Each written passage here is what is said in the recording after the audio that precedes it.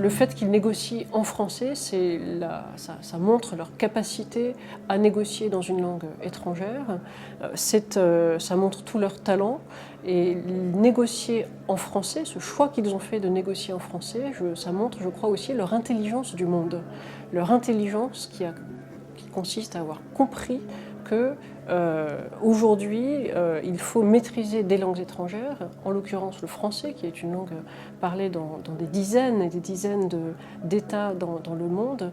Et négocier en français pour eux, s'essayer à la négociation en français, à l'âge qu'ils ont, une vingtaine d'années, ça va leur ouvrir des portes pour devenir peut-être négociateurs, diplomates, ou même dans le commerce, dans d'autres types de métiers dans lesquels la négociation est nécessaire, en français. Ça leur ouvre des portes extraordinaires sur le monde. Et je pense que ce qu'ils ont compris, ce qu'ils avaient pressenti et qu'ils ont peut-être ressenti vraiment en négociant en français pendant 3 jours à Kiev, c'est leur capacité d'influence. Et je crois que ça c'est très important. Maîtriser le français, maîtriser une langue parlée tout autour du monde, c'est pour eux la capacité à l'avenir à influencer, à aller à l'étranger, à aller dans d'autres pays, parler en français, maîtriser cette langue commune et pouvoir influencer d'autres personnes. Le français reste utilisé, il reste utilisé. Combien de réunions, que ce soit évidemment à Bruxelles, évidemment à Strasbourg, mais même dans le monde entier, même dans les capitales, certaines réunions se font en français. C'est souvent, évidemment, l'anglais est une langue parlée, utilisée énormément pour des réunions, mais le français aussi, c'est dans le monde probablement la deuxième langue utilisée pour les réunions internationales. Et je crois que ces jeunes Ukrainiens l'ont parfaitement compris et ils vont pouvoir l'utiliser tout au long de leur vie. C'est aussi, je pense, la langue française pour eux, la langue de l'esprit critique, la langue de l'analyse.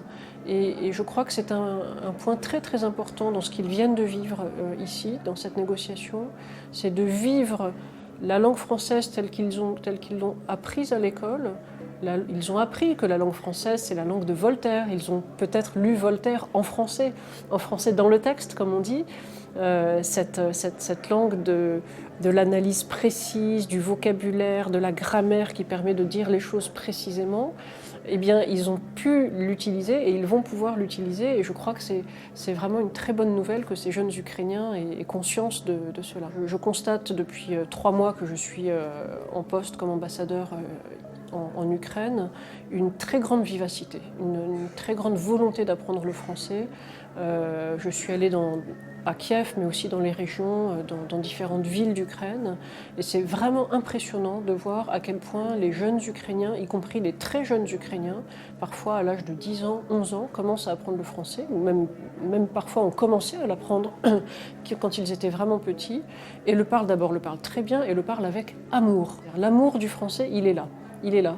Ensuite, la question qui se pose pour eux, précisément, c'est est-ce que le français va être une langue d'avenir? Est-ce que c'est une langue dont on va pouvoir vraiment se servir?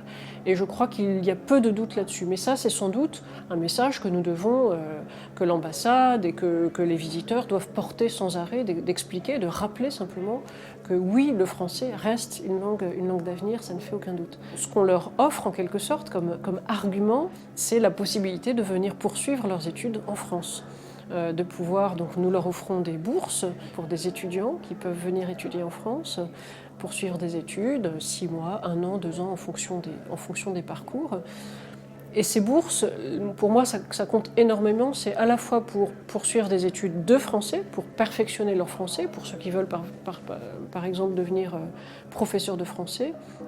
Mais je crois que c'est aussi très important, c'est des études pour apprendre en France des matières scientifiques, se perfectionner en biologie, en sciences, en technologie, tout ce que vous voulez, et montrer que la France est un pays d'accueil de haute technologie, un pays de réflexion, un pays vraiment d'avenir, et que le français n'est pas simplement un objectif en tant que tel, mais le français est un outil pour faire d'autres choses.